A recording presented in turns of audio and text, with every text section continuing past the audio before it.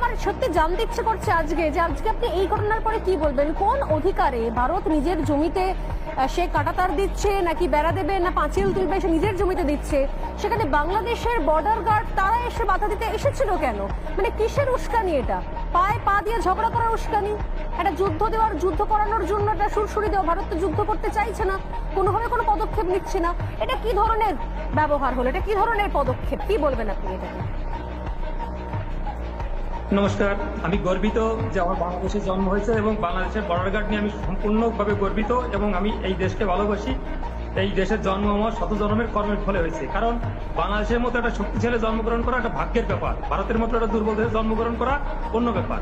বিমলদা যে বললেন যে আমাদের যে বর্ডার গার্ডে যেটা করছেন আপনি যেটা বললেন, এখানে সীমান্তে নো ম্যানস ল্যান্ড এবং 0 পয়েন্টের একটা ডিস্টেন্স থাকে, তারপর তার নিজস্ব জমি আছে। নো ম্যানস ল্যান্ডে 0 পয়েন্টে আপনারা বেড়া দিতে পারবেন না। 2 তারিখ যখন বেড়া শুরু করেন তখন আমাদের বর্ডার গার্ডের মানে আপত্তিতে আপনারা যে বেড়া বন্ধ করছেন তখন ছিল 0 পয়েন্টে। আপনারা আজকে বেড়া শুরু করছেন, দীর্ঘতে কাজ চলছে, কিন্তু সেটা 0 পয়েন্ট থেকে আপনাদের সীমানায় করছেন। আপনাদের সীমানায় বেড়া দেবেন না, পুকুর কাটবেন না, গাছ লাগাবেন, এতে বাংলাদেশে কিছু আসা যায় না।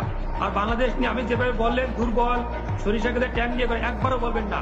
আপনার বয়স কত আমি জানি না, আপনি 2001 সালে আপনার বয়স কত ছিল? 2001 সালে আপনারা উস্কানি দিয়েছিলেন সীমান্তে, সেখানে পাদুয়ায় 16 থেকে 19 এপ্রিল এই 4 দিন যে গন্ডগোল করছিলেন, সেখানে আপনাদের 18 জন বিএসএফ মারা গেছে, আমাদের মারা গেছিল মাত্র 3 জন। আপনাদের 2 জন বন্দী হয়েছে, আমাদের 1 জনের বন্দী হয় নাই। আপনাদের 2 জন আহত হয়েছে, আমাদের মাত্র 5 জন আহত হয়েছিল। মনে পড়ে না? লজ্জা করে না আপনাদের? বাংলাদেশ নিয়ে তাচ্ছিল্য করেন।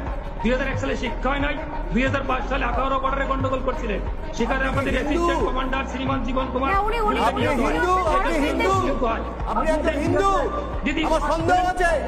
আপনি নাম বাড়িয়ে বসেছেন। বাংলাদেশ নিয়ে কথা বলার কারণে আমরা কি নাই? বিমল বাবু যে বললেন 2001 থেকে 2005 পেছন থেকে বিবেকানন্দ